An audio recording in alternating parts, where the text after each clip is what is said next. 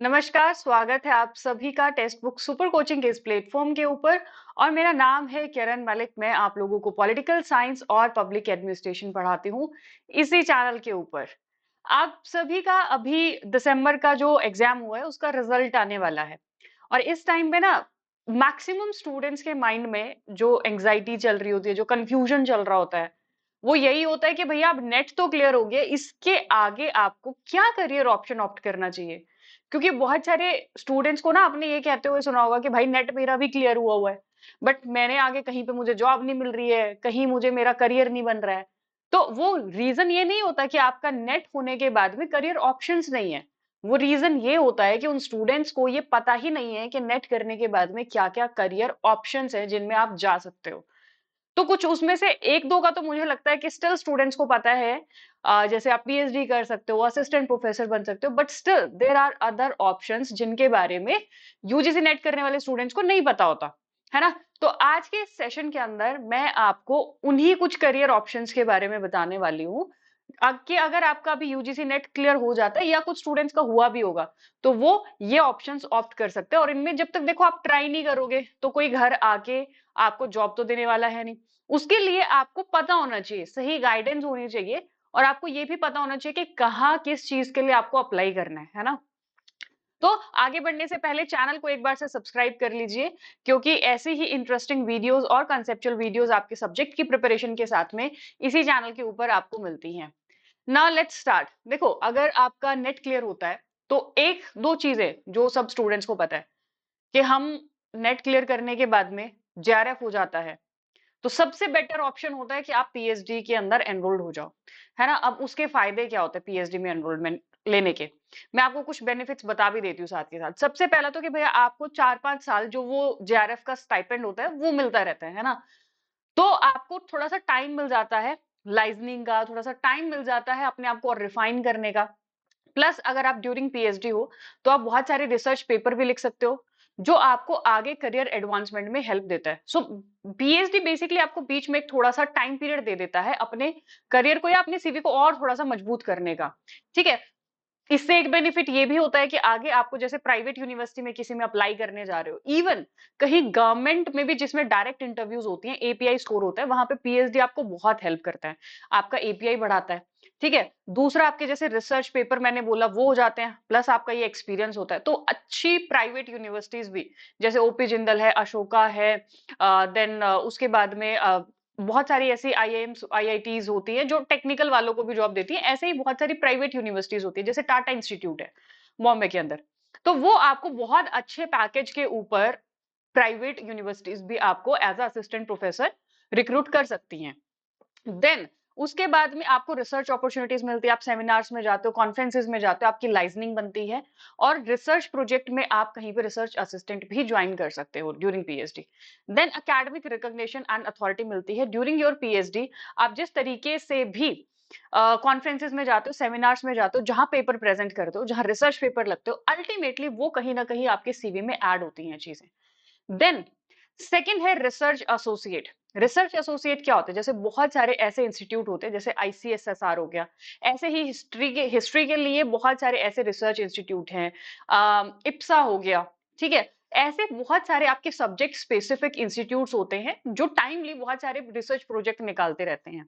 तो वो projects basically किसी पर्टिकुलर टीचर के अंडर आते हैं। तो एक तो होता है टेम्परेरी प्रोजेक्ट्स, जिसमें आपको 6 महीने, 7 महीने, 8 महीने, साल, 2 साल का रिसर्च असिस्टेंट की जॉब मिल सकती है। या फिर हो सकते हैं कुछ ऐसे, उनके अंदर वैकेंसीज भी आती है जिसमें स्पेशल रिक्वायरमेंट होती है कि हमें पॉलिटिकल साइंस या हमें हिस्ट्री के स्टूडेंट्स की रिक्वायरमेंट है, जहां पे आप परमानेंट उनके अंदर जो वैकेंसीज आती हैं आप वहां पे भी ज्वाइन कर सकते हो। बट उसके लिए you have to go through online websites पे, आपको चेक करते रहना पड़ेगा, आपको थोड़ा सा एक्सप्लोर करना पड़ेगा। प्रॉब्लम ये है कि स्टूडेंट्स को इन ऑप्शंस के बारे में पता ही नहीं होता है। Then third one is assistant professor. जब असिस्टेंट प्रोफेसर के लिए दो ऑप्शंस होते हैं। ठीक है। कौन कौन से दो ऑप्शंस होते हैं? एक तो जो मैंने बोला कि अगर आपका सीवी अच्छा है, आपने बहुत अच्छे रिसर्च पेपर, स्कोपस पेपर, आपने कॉन्फ्रेंसेज में, सेमिनार्स में अपने पेपर प्रेजेंट किए हुए हैं, किसी बुक के अंदर चैप्टर लिखा हुआ है, तो आप बहुत अच्छी, इवन आई वुड से कि वो गवर्नमेंट यूनिवर्सिटी से भी ज्यादा अच्छा पैसा आपको देते हैं। तो आप किसी प्राइवेट यूनिवर्सिटी में अप्लाई कर सकते हो, जहां पे दे गिव यू पैकेज, जैसे 1,50,000 इस तरीके का पैकेज वो यूनिवर्सिटीज प्रोवाइड करती हैं। सेकेंड ऑप्शन है कि आप जो है जो पीएससी एग्जाम्स होते हैं, पब्लिक सर्विस कमीशन के एग्जाम्स होते हैं, वहां पे आप अप्लाई कर सकते हो, उनकी तैयारी कर सकते हो। जैसे अभी एमपी का फॉर्म आया था, यूपी का हालांकि कैंसिल हो गया था, बट यूपी के अंदर है, अभी हरियाणा में हुआ था, राजस्थान में हुआ था, हिमाचल में होता रहता है, जम्मू कश्मीर, बिहार के अंदर आने वाला है, महाराष्ट्र के अंदर आने वाला है। तो ऐसे बहुत सारे पब्लिक सर्विस कमीशन जहां पे सिर्फ आपकी एलिजिबिलिटी, मिनिमम एलिजिबिलिटी मास्टर्स और नेट होता है। तो इट्स बेटर कि आप उनकी तैयारी कीजिए। ये तो नेट मिनिमम एलिजिबिलिटी क्राइटेरिया, आप उनकी प्रिपरेशन कीजिए और पीएससी एग्जाम्स के थ्रू आप एनरोल हो सकते हो। तीसरा तरीका भी है इसमें अंदर जो मैं आपको बताऊं कि जैसे बहुत सारी यूनिवर्सिटीज, चाहे गवर्नमेंट हो चाहे प्राइवेट हो, एक कॉन्ट्रेक्चुअल बेसिस पे भी पोस्ट वैकेंसीज निकालते हैं, जिनको हम कॉन्ट्रेक्चुअल एडहॉक या गेस्ट फैकल्टीज बोलते हैं। So you can start your career. उसका बेनिफिट क्या होता है, भले ही वो आपके एपीआई स्कोर में काउंट नहीं होता, बट वहां से आपकी लाइसेंसिंग बननी शुरू हो जाती है, वहां से आपकी रिकॉग्निशन बननी शुरू हो जाती है, पहचान बननी शुरू हो जाती है कि हाँ, ये बच्चा या ये जो है वो बंदा इस पर्टिकुलर यूनिवर्सिटी में as a guest faculty ad hoc कहीं ना कहीं पढ़ा रहा है। So you get to know more opportunities, you get to know more about conferences, seminars, research projects के बारे में पता चलने लग जाता है।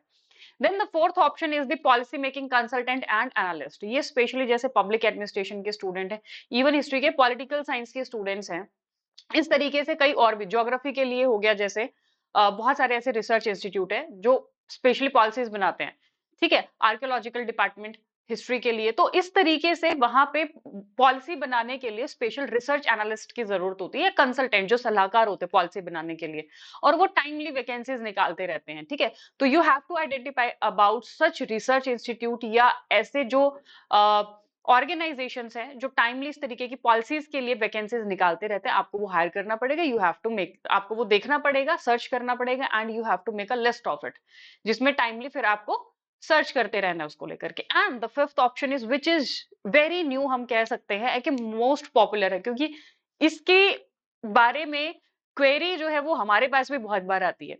आजकल आपको सबको पता है कि हर एक चीज ऑनलाइन हो गई है, ठीक है।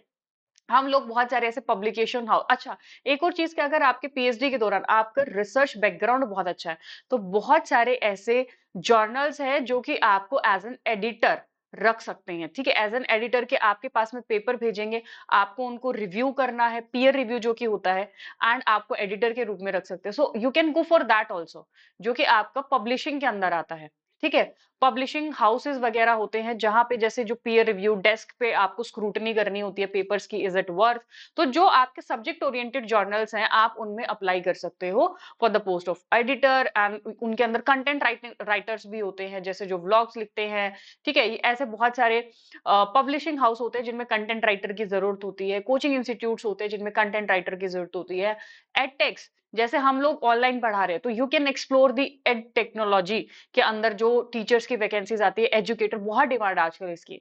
So you can try on various platforms for that. उसके लिए भी अगेन बेसिक रिक्वायरमेंट आपकी नेट तो होना ही चाहिए। जीआरएफ है तो ऑब्वियसली वेल एंड गुड है। आपको अगर फॉर एग्जाम्पल अब आप बोलो कि ma'am assistant professor guest faculty हमें तो नहीं करना, क्या फायदा होगा? उसका फायदा ये होता है कि if you start your career as an guest faculty, opportunity आनी चाहिए, मिल जाता है, तो वो आपका ऐसे प्राइवेट यूनिवर्सिटीज के अंदर, प्राइवेट इंस्टीट्यूशंस के अंदर एज एन आपका एक्सपीरियंस काउंट किया जाता है, ठीक है। तो ये कुछ सारे ऑप्शंस हैं जो मुझे लगता है दैट आप लोग नेट होने के बाद में आप एक्सप्लोर कर सकते हो। पीएचडी हो गया, रिसर्च असिस्टेंट हो गया, जहां पे आपकी जो रिसर्च क्वालिटीज हैं, मेथोडोलॉजीज हैं, आप वो सीख सकते हो, रिसर्च पेपर पब्लिश कर सकते हो, नेटवर्किंग कर सकते हो, आपको फाइनेंशियल स्टेबिलिटी भी देता है, and then you can become assistant professor. और अगर आप पीएचडी कर लेते हो तो भी वो आपको आगे असिस्टेंट प्रोफेसर से एसोसिएट में प्रमोट होने में दैट वुड हेल्प यू, आपको वो हेल्प करेगी वो चीज, ठीक है।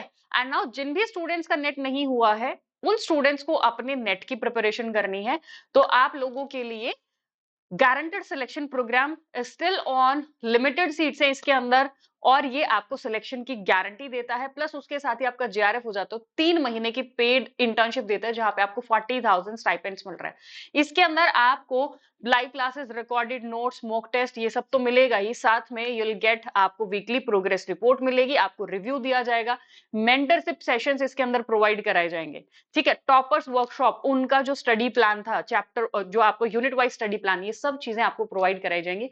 टेलीग्राम ग्रुप्स जहाँ पे सिर्फ और सिर्फ आपके डाउट्स, आपकी क्वेरीज होंगे, Siddhi digital notes, last minute revision notes, ये सब इसके अंदर आप लोगों को प्रोवाइड कराया जाएगा। And if you do not get selected even after that, so you will get your money back. तो गारंटेड है एकदम आपके सिलेक्शन की, आपको नुकसान इसके अंदर कोई भी नहीं होने वाला है, ठीक है। So if you want to enrol, तो आप ये नीचे दिए गए नंबर पे भी कॉल कर सकते हो, या फिर नीचे डिस्क्रिप्शन बॉक्स में एक लिंक दिया गया है, क्लिक फॉर स्पेशल ऑफर, आप वहां पे क्लिक करेंगे। क्लिक करने के बाद में आपको जो ऑप्शन दिखेगा नीचे, स्क्रॉल करने के बाद में अप्लाई कूपन का ऑप्शन आएगा, and you have to apply this coupon code Kiran Malik, जो नीचे आपको टिकर पे भी दिख रहा होगा। सो उसके बाद में आप डायरेक्टली एनरोल भी हो सकते हो। आपको कोई क्वेरी है तो आप मुझे टेलीग्राम पे कांटेक्ट कीजिए, या जो नीचे टिकर पे नंबर दिख रहा है आप उस पर भी कॉल कर सकते हो। सो ऑप्शंस की कमी नहीं है, कमी है आपके एफर्ट की, कमी है आपके इंफॉर्मेशन की, आपकी नॉलेज की। तो उसको एनहेंस करो, सर्च करो, जो ऑप्शंस मैंने बताए हैं वेरियस रिसर्च इंस्टीट्यूट्स, आपके सब्जेक्ट में आपको ज्यादा बेहतर पता होगा, है ना, कि आप हिस्ट्री से हो, ज्योग्राफी से हो, किसी भी सब्जेक्ट से, तो आपके आपके फील्ड के अंदर कौन कौन से रिसर्च ऑर्गेनाइजेशंस हैं, तो उनके अंदर टाइमली चेक करते हो। ऐसी बहुत सारी लाइब्रेरीज हैं जो कि इस तरीके की वैकेंसीज निकालती रहती हैं, रिसर्च प्रोजेक्ट्स निकालती रहती हैं। So you have to try them, ठीक है।